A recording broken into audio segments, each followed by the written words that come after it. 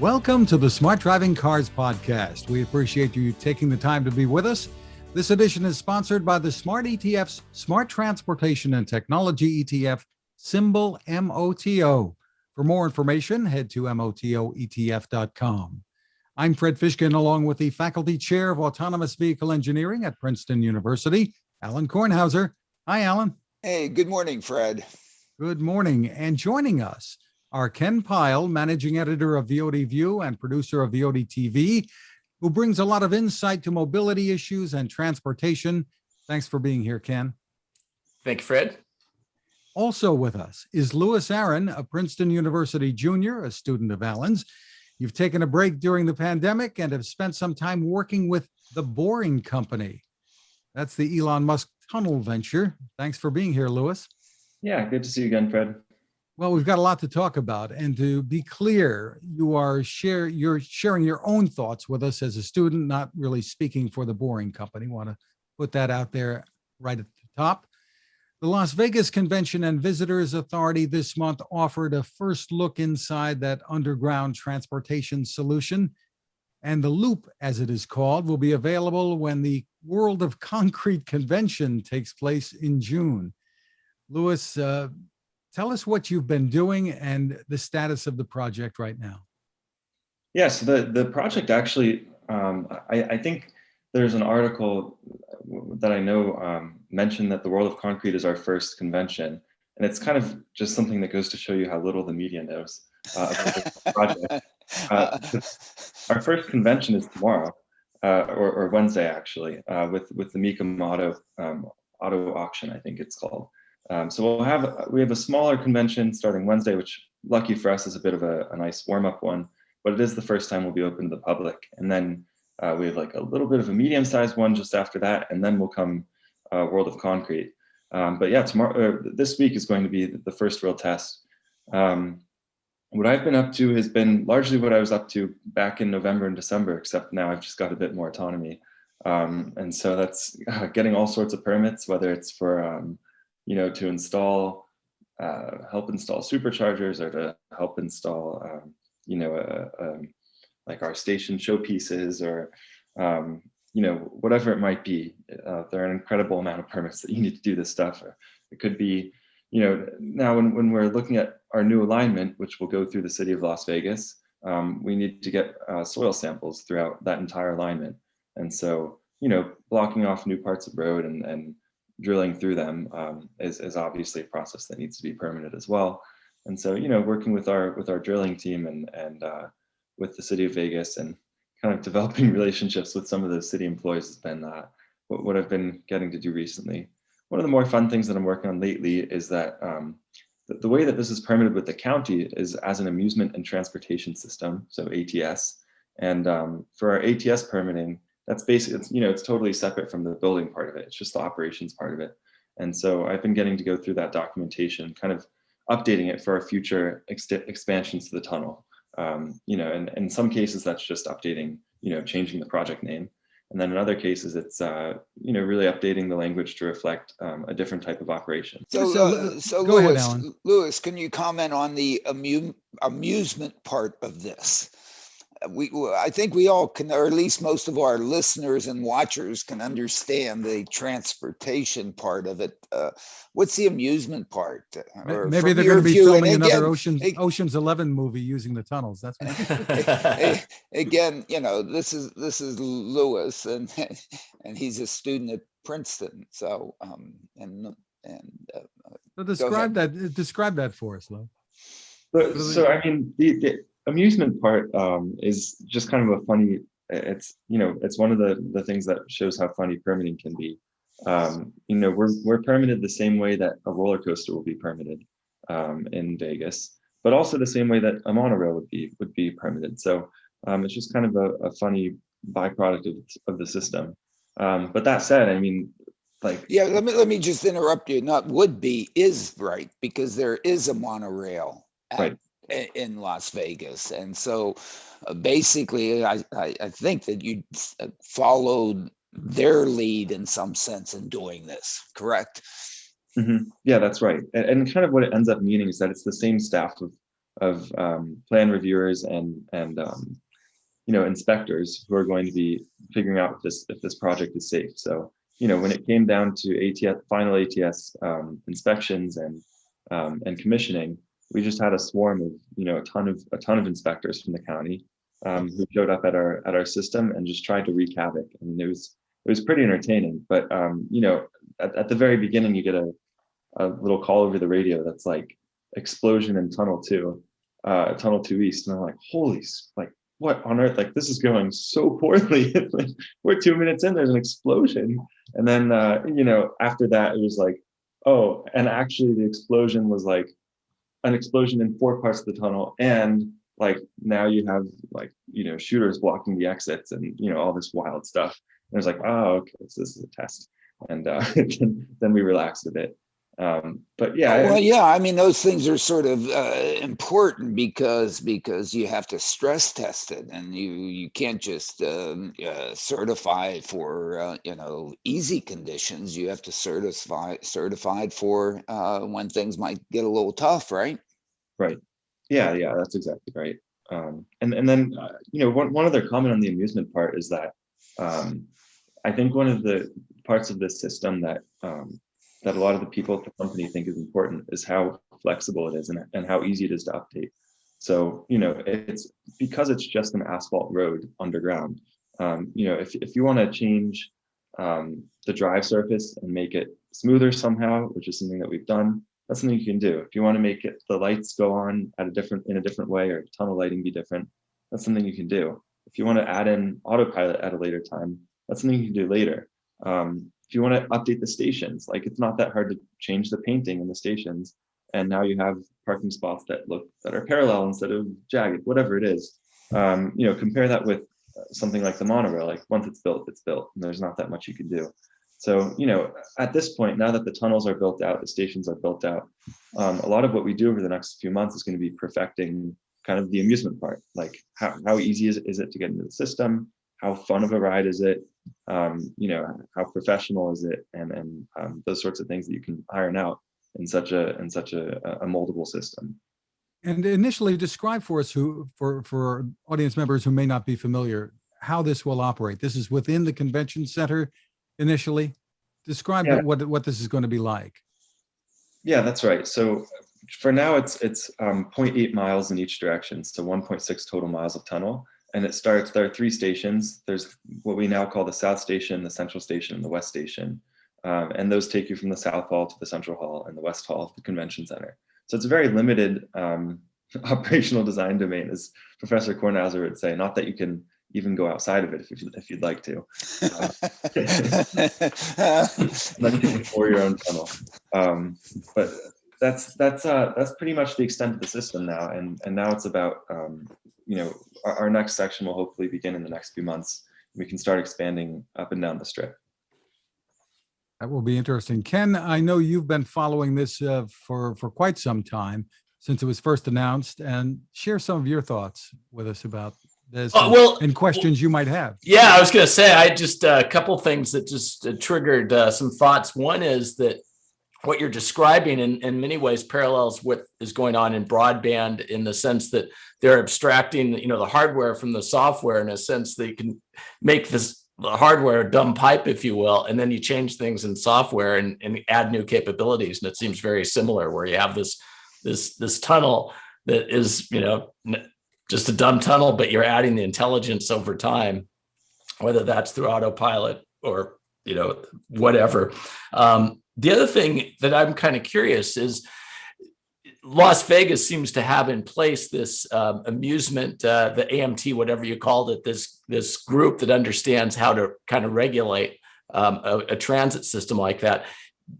Do other jurisdictions, are they as advanced as Las Vegas, so they could be prepared for this kind of thing? What's your thoughts on that, Louis? Yeah, that's a good question. So for example, so what some people don't know about Vegas is that the strip itself is not actually in the city of Las Vegas. It's in Clark County. And so Clark County is far more prepared than the city of Las Vegas, which is the portion, the top portion of our alignment. It ends at Sahara Avenue is where it becomes city of Las Vegas. or Sahara, I guess. So the city of Las Vegas does not have, as far as I'm aware, an ATS permitting like group. And so what ends up happening in other jurisdictions that are smaller like that is that you have to figure out what other regulatory agency applies. And so, obviously, the last thing that you want to happen is to have like a state regulatory agency going on, because state agencies just tend to be bigger and more bureaucratic and slower. But it just depends. There are like certain cases, I believe, I'm not an expert on this, but I believe there are certain cases where the city will let you contract out to a private, basically what amounts to like a private permitting group, but that's not the right term for it. But in essence, I mean, it's what's like QAA, which is, I think, Quality Assurance Agency. That's what they use.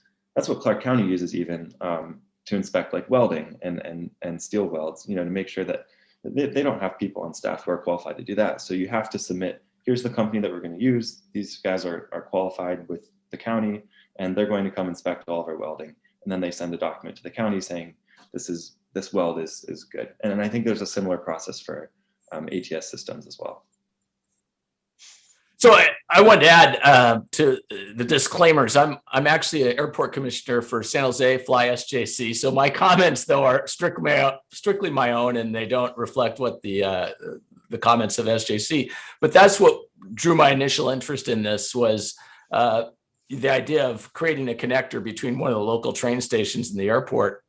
And I started looking at the economics of it, and just based on what the numbers were publicly, I doubled the number for the tunnel. I used like $250,000 for a car. And in that scenario, it was just assuming like 3 cars, one going each direction, a spare car. And, did some math, figured, okay, it would take maybe 7% of the passengers per year, like 1 million passengers per year. And it came out to about $1.43 or $1.49 per passenger or something. I said, my gosh, if you charge $3, that's a 50% margin. Maybe there's something here. And you compare it to, in Oakland, they have a connector that connects BART to the airport. That's $6 operational cost, forgetting the capital cost, which was, I think, like $400 million or something. So that's what made me really interested in this. And subsequently, I've been following it. Ontario, I know they have a deal with the boring company to do that kind of connector. So I think there seems to be some legs there, but it's just been impressive how quickly this has happened. I mean, it's amazing to me. The speed with which the tunnel is built is a big part of the picture here, right? That the boring company is able to do this. What did it take, a year? Yeah, just over a year. I want to say it was a year and 3 months, but again, I'm kind of showing my lack of knowledge here. But whatever it is, it was most certainly under 2 years from the day that they from shovels. What's the right word? When shovels were in the ground until we are operational. And I think that's kind of something that's left out from the media coverage, because obviously this was finished quickly is not an exciting story, right? And so, I mean, it's just, I mean, building an entire transportation system that is underground, and even 1 mile of it, 0.8 miles of it, is just like wild to complete in like a year and a half, or I think it's a year and 3 months. I mean, I don't even know. I've never heard of another system that has been built that quickly. And the next section of it will hopefully be built in 3 months, which is going to be another 0.4 miles. What's the next section then? The next section, so I'm trying to remember whether or not this is public information, but the next sections will connect to hotels on the Strip, and there's one that's about 0.4 miles away from the convention center that will be the next section. So one of the things that impressed me was it seems like they figured out how to get the cost down, and by doing smart things, like instead of having a diesel run boring machine, it was electric, so the operational costs were lower. And then I know in the beginning they were talking about actually taking the dirt, recycling it, and make bricks out of it and selling it. Did that actually happen? Yeah, so that's an interesting an interesting part of what's going on. We've built a little machine in the back of our warehouse that does take a big pile of muck and squish it into bricks. And it's not meant to actually, be it's not meant to be like scaled for sale. It's meant more of like a proof of concept at this stage. But I mean, I think, there's definitely something to it, because it's really, really expensive to haul dirt off of land, which might be a little bit surprising. But, when you have truck after truck after truck driving through and picking up dirt every day, it really does add up. And then it becomes really, really expensive if the dirt has chemicals in it, or if it was in a remediation location, or if there's some sort of chemical spill in the past. Because then you got to haul it off even further, and you got to burn it and separate out the chemicals. And so if there's a way to safely, create a pile of bricks on site and move them later, that would definitely be a huge plus. So the transportation is actually provided by Tesla vehicles, right? That's right. And then step us through the passenger experience here. And I guess there's been some conjecture about how much will be charged too. I don't know if you know anything about that yet, but we've seen some figures in the media. When you use mass-produced vehicles like Teslas, they're a lot less expensive per seat than when you have a monorail or a train that are produced at such low volumes. So that's one of the nice advantages, and we can throw new cars into the system, take old cars out, and it's not like we have to have a big construction day or take something over to a big rail yard and haul it off. It's just such an easy process. But as for the user experience, I mean, that's something that's constantly changing, and we're still figuring out. I think probably one of the greatest weaknesses of the system right now is people figuring out how to get in and out of the cars, because in my opinion, there's not a very clear way of knowing who's first, quote unquote, in line, right? There's just a station with a bunch of boarding spaces. So sounds to me like my favorite analogy with an elevator. I mean, you just show up. If Alexa tells you to go to this one, you go where Alexa tells you. I guess they've put Alexa in elevators, although maybe they haven't been used very much over the past year since nobody's going to work in those towers or whatever. But you get in, takes you to where 14th floor, you get out, you forget about it, right? I mean, isn't that pretty much it? Is the goal to take out that elevator operator, the safety driver? Sorry, yeah, that's the goal. I know. I'm trying to remember. Yeah, that's the goal. I think it makes sense that the interim would be enabling Autopilot. Right now, we're not allowed to use Autopilot because of the permits that we have. And once so once we get Autopilot, then finally the next stage will be obviously full autonomy. But that's full autonomy in the tunnels is really easy. Full autonomy in the stations is, I think, pretty hard actually. So we'll see how that goes. You can't. I don't see a way that Autopilot could possibly function without modifications in a station, right? There's no code for show up to a station, park, let people in, and then go where they tell you. That's not even close to being in the code. So there's going to have to be some significant work done between now and then. But it'll be interesting to see how Autopilot goes. There was also but Louis, in some sense, you live in Phoenix, and you and I have sort of watched over Waymo and Chandler and so on, and in some sense, this is the way Waymo did it up on the streets. They've had safety drivers, attendants on there doing the driving.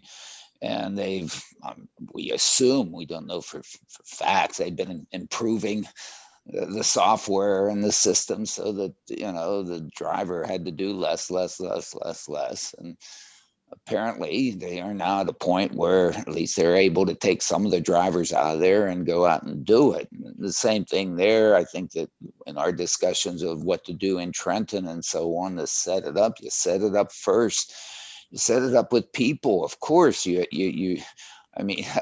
Otherwise the people are going to freak out. I guess, I don't know. I'm not that old. That I got in an elevator, with an elevator operator. But you can imagine that Otis, when he was putting together his elevators and doing all the stunts to show that it was safe and so on and so forth. There was an operator there to get, to deal with the anxiety and to make sure the darn thing really worked. And then at some point, it just somehow the elevator operator disappeared, and everybody didn't even notice. And this is the way this has to go if it ends up going there. Yeah. Well, in a sense, the question may be for the boring company, as the boring company, digs the tunnel, builds the darn thing.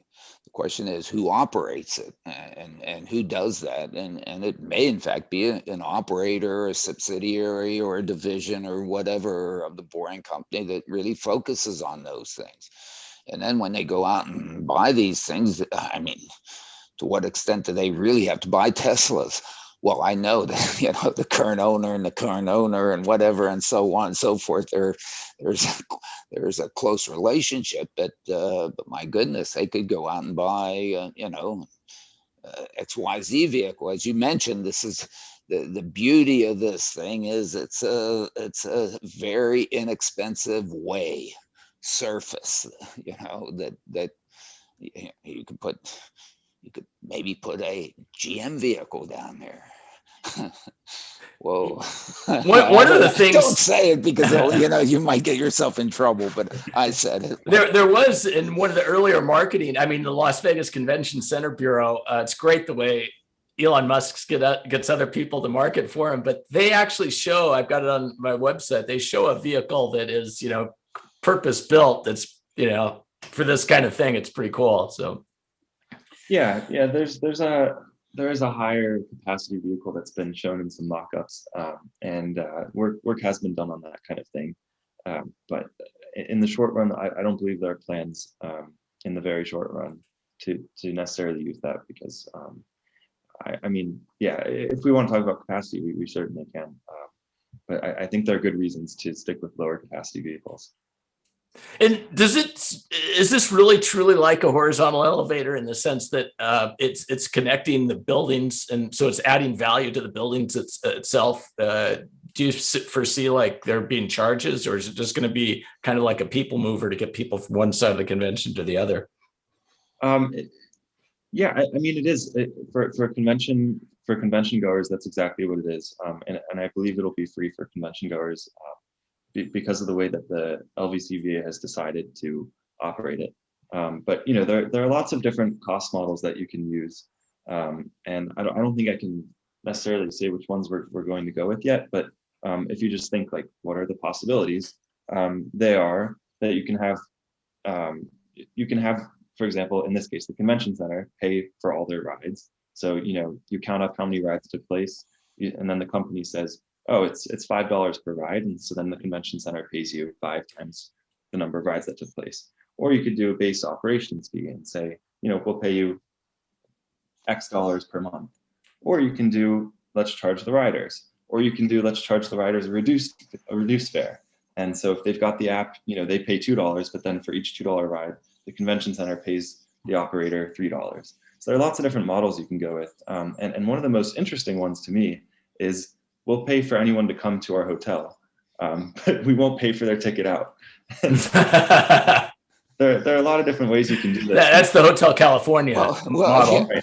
Yeah. Well, okay. Just to correct you a little bit, Louis, these are pricing models. These aren't costing models. They're costing from the customer side, but really from the operation side, they're pricing models. And if you're going to run a business, you sort of have to look at how much money it costs you, and then how you're going to price it so that somehow you become other than a nonprofit, right? I mean, that's sort of the simple thing here. And and this reminds me that back in the day, a bunch of us had proposed a personal rapid transit system for Las Vegas, which was going to be elevated instead of underground. And my goodness, if we thought we could dig a tunnel for cheap, we would have, of course, suggested it to be underground, but that wasn't the thing. And in fact, it was really gee whiz bang automation. And of course, our pricing model for that thing was to make it free. Okay, make it free to the user. And where was the revenue going to come from? We were going to put slot machines in the vehicles, and the revenue would come back, from people, playing the slots. And so, I mean, it was like crazy. I mean, it was really neat. And we ran into the exact problem that you've just mentioned, is that geez, the various casinos really didn't want good transportation, because once they got you in there, they want you to stay there until basically you have nothing left, sort of whatever. And so, of course, they want to pay you to come there, but yeah, going out, you're on your own, sucker. This is a little bit in jest, but it's yeah, I agree with you. Very good, Louis. That's great. We'll be back with more, but first, this is a good time to remind you about our sponsor, the Smart ETFs, Smart Transportation and Technology ETF, symbol MOTO. To get more info, head to motoetf.com. On the website, look for a white paper. It's called The Smart Transportation Revolution. You can find it under the Insights and News tab. They have information there to help you make informed decisions about investing. You may know that ETFs can be a smart way to spread risk with investments and focus on a particular category of stocks. The site, once again, is motoetf.com. We are back with more of the Smart Driving Cars podcast with our guests, Ken Pyle and Louis Aaron. Louis, let me ask you this. Is there, passengers would want to know, they want to be on their phones all the time. Is there going to be connectivity? I assume there is, even though it's a tunnel. Yeah, absolutely.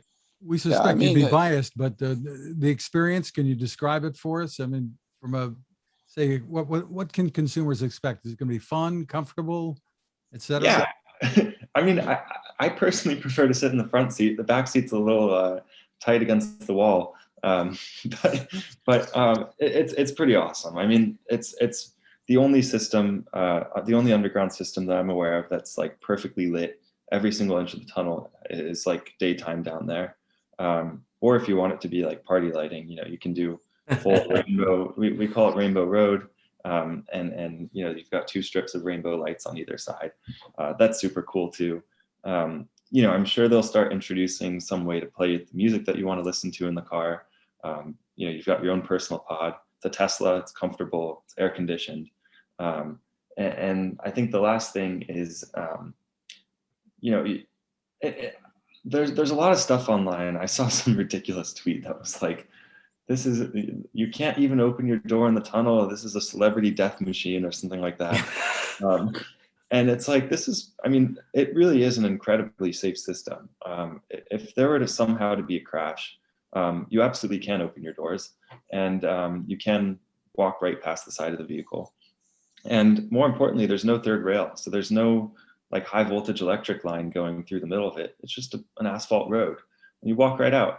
And if you think about it, the furthest, we have 3 stations. So each segment's 0.4 miles. So if somehow you crashed in the worst possible place to crash, right in the middle of those 2 stations, the furthest you're going to have to get out is 0.2 miles.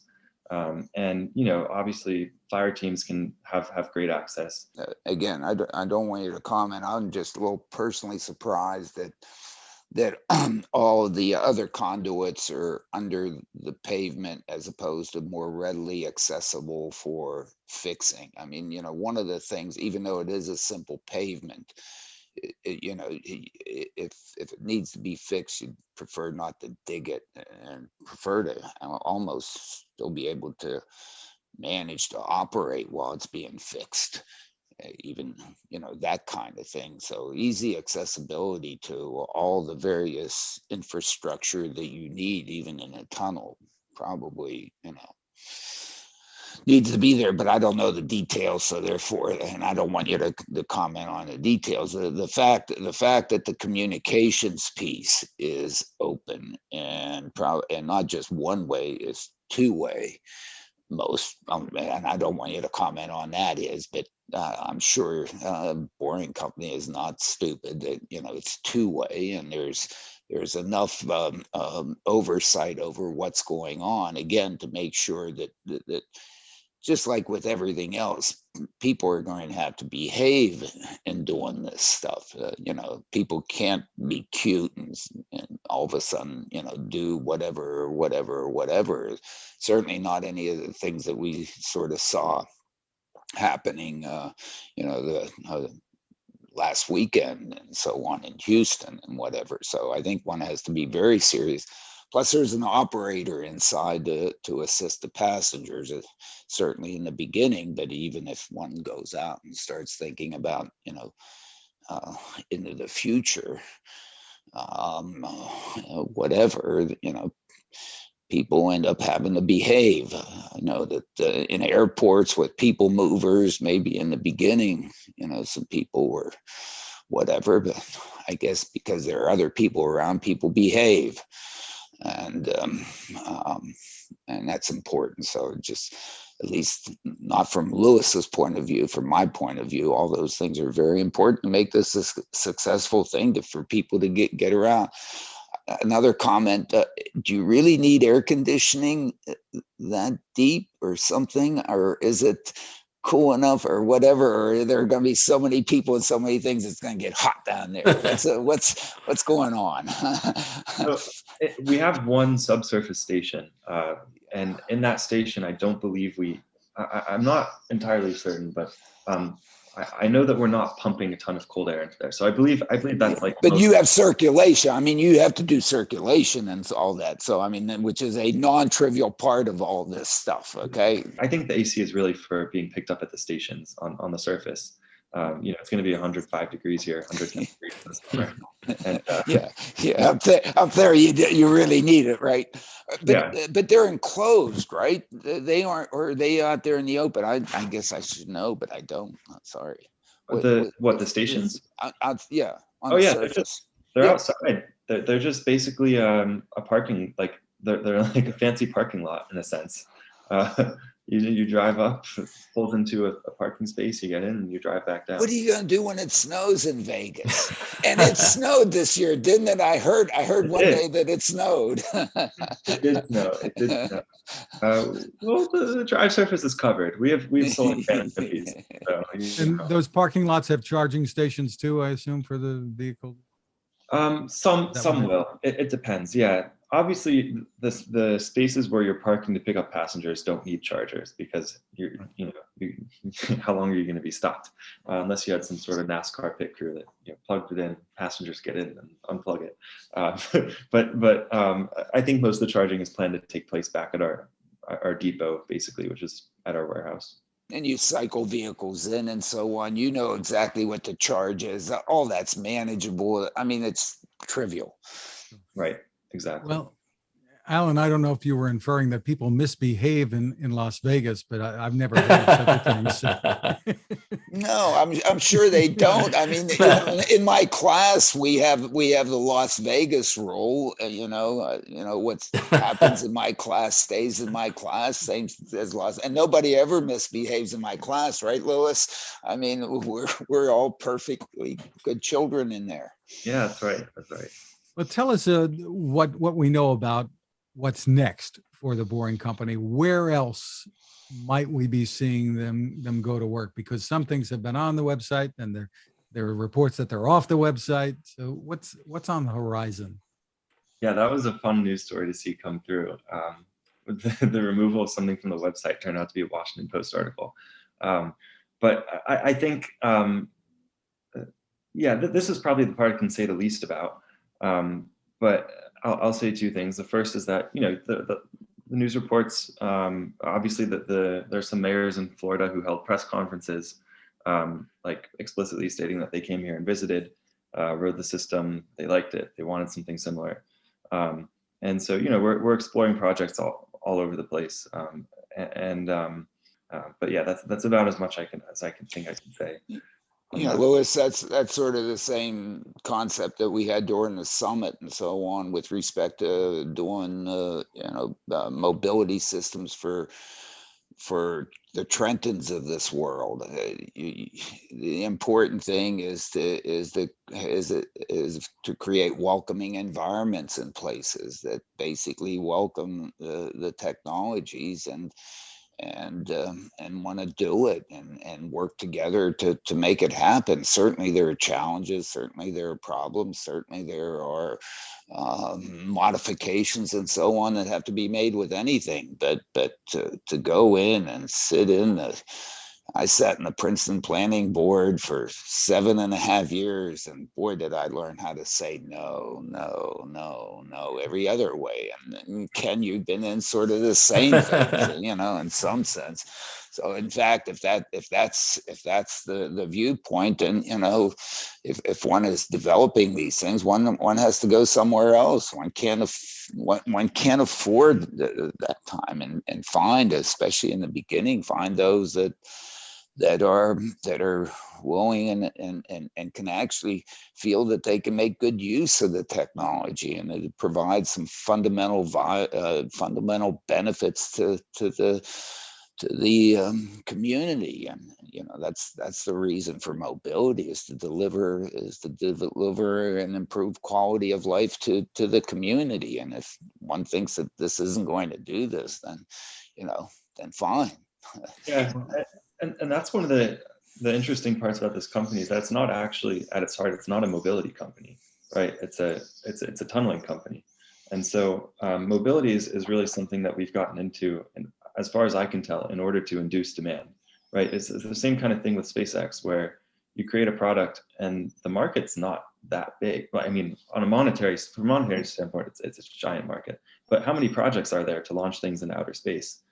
You kind of win all the contracts, and then it's like, what do I do with this spaceship?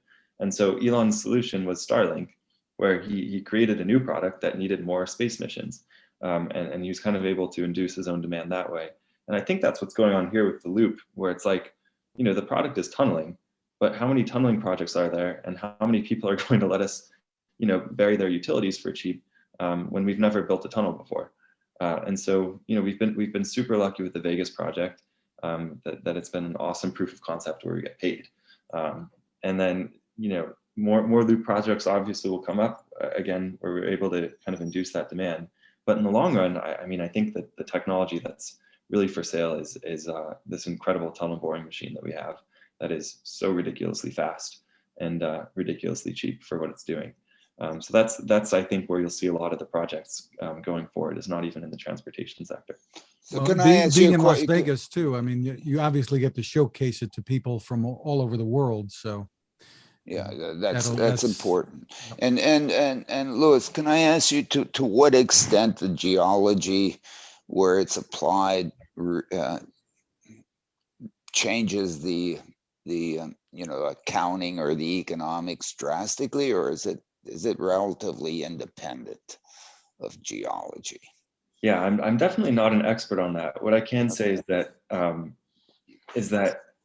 there's no project that the company where I've heard our engineers say, oh, because it's in this location, we're not going to do the job. So I think no matter what, it's always economically, I guess, viable or worthwhile for us.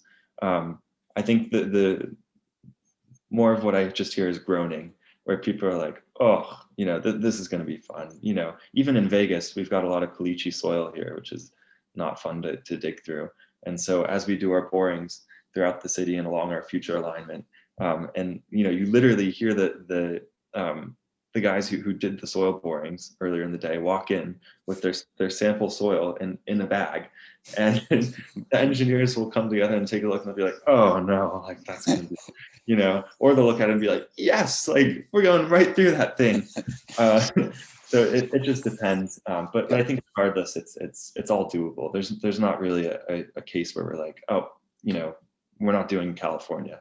It's all maybe because of regulatory reasons. The thing that really gets me though is that it seems like the critics are just comparing it to like a complete transit system, whereas it seems like you guys are looking at use cases where you can prove in something that wouldn't have made sense otherwise. Like the Ontario project, I was just looking at my summary, and they were talking $1 billion to $1.5 billion for light rail versus like 75 million, including the operation system for your 2.8 mile tunnel. And they said, you know what, we don't even need to do this $3 million study. Let's just go for it. And just so to me, that's a huge deal, is that you're not boiling the ocean, you're solving real problems.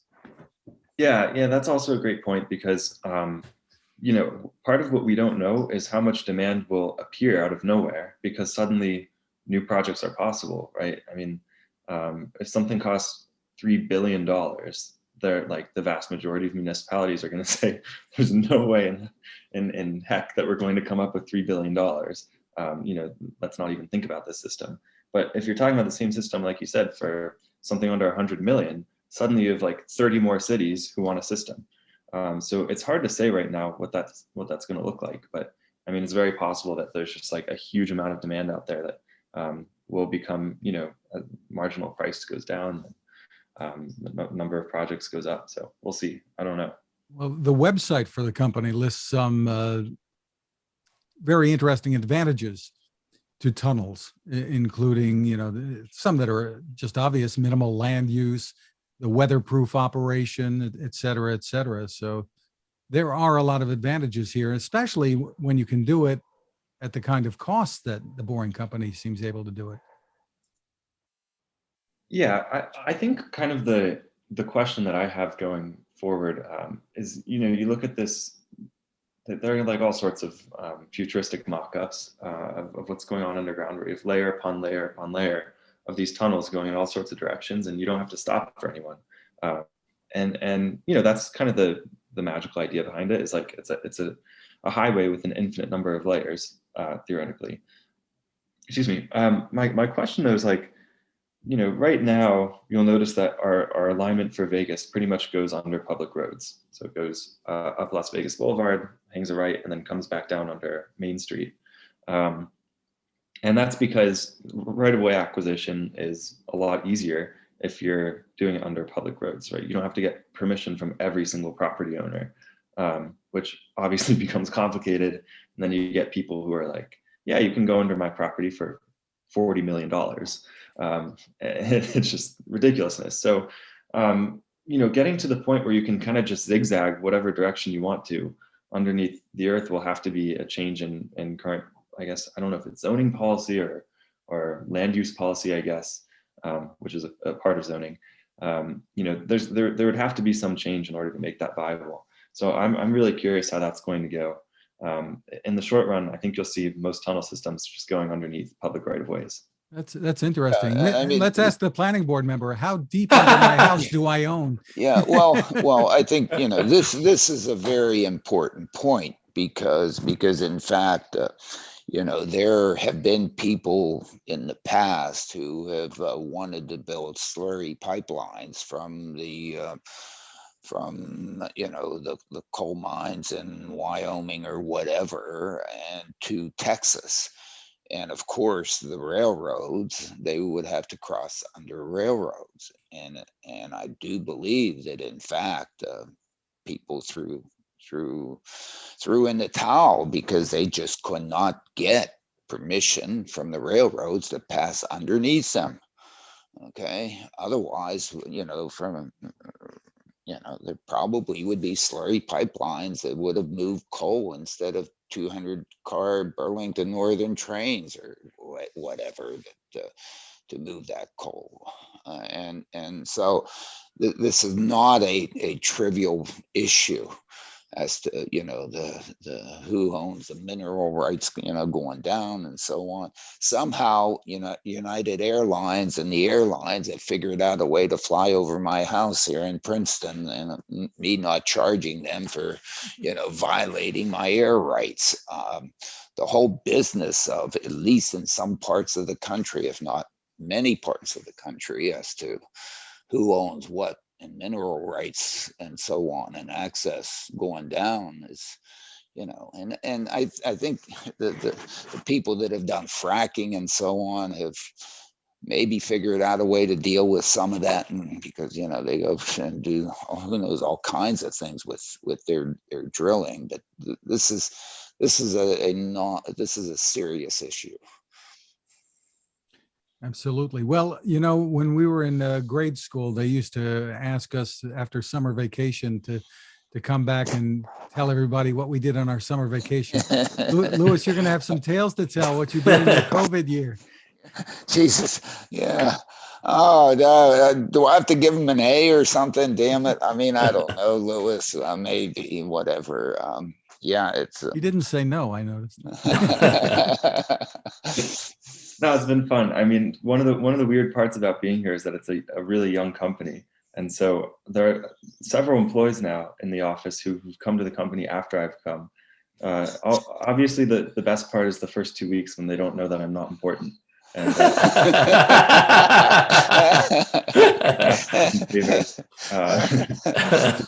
then it wears off. But yeah, it's been a great time. But I'm looking forward to being back on campus in the fall. I'm so excited, and we'll be back into theory and a little bit less practice.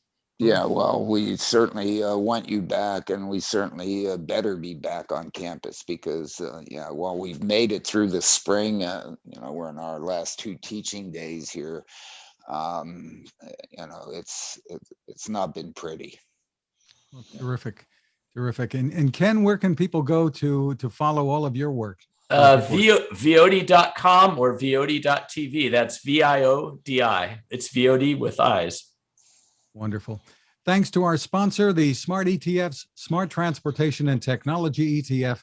The ticker symbol for the ETF is MOTO, and more information is available at motoetf.com. You can find us at smartdrivingcar.com, also on Anchor FM, Spotify, TuneIn, Apple, Google, Spreaker, SoundCloud, wherever you turn for podcasts, and your smart speaker can play us too. You can find my tech reports at textination.com. I'm Fred Fishkin along with Alain Kornhauser. Thanks for listening or watching, and please continue to stay safe. Thank you very much, Ken and Louis. Thank you.